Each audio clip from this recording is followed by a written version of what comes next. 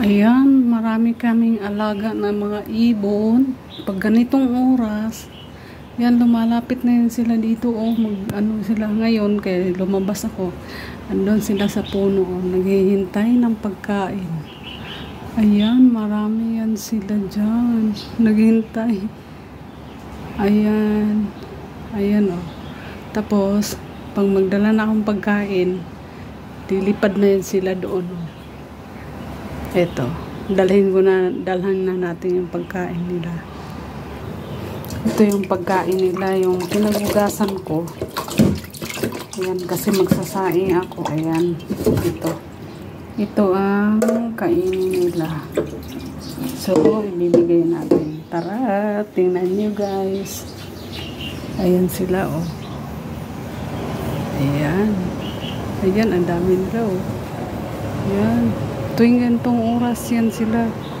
Tapos, mag-aabang na yan sila. Ayan sila, sa yan. Yan, tapos pag magbigay na ako ng pagkain, maglilipad na yan sila dito. Kasi ihagis ko yan dito. Tiyan! Ayan, Ayan, dyan.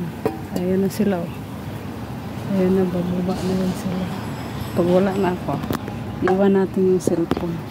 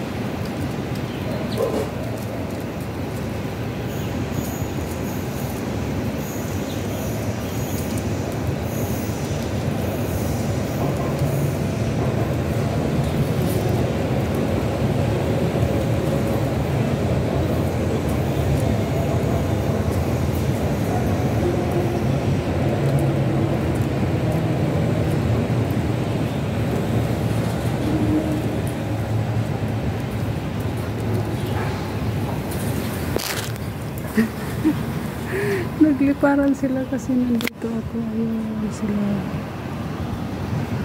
Guys, dito yan sila lagi. Ngayon ang oras is 5:20 afternoon. Maggagabi na rin. So, talagang ganong oras sila pumupunta dito. Diyan sa yan. Diyan, sila, mag-ingay. Tapos, hingi na ng pagkain. Ang galing ng nature bird. Thank you guys.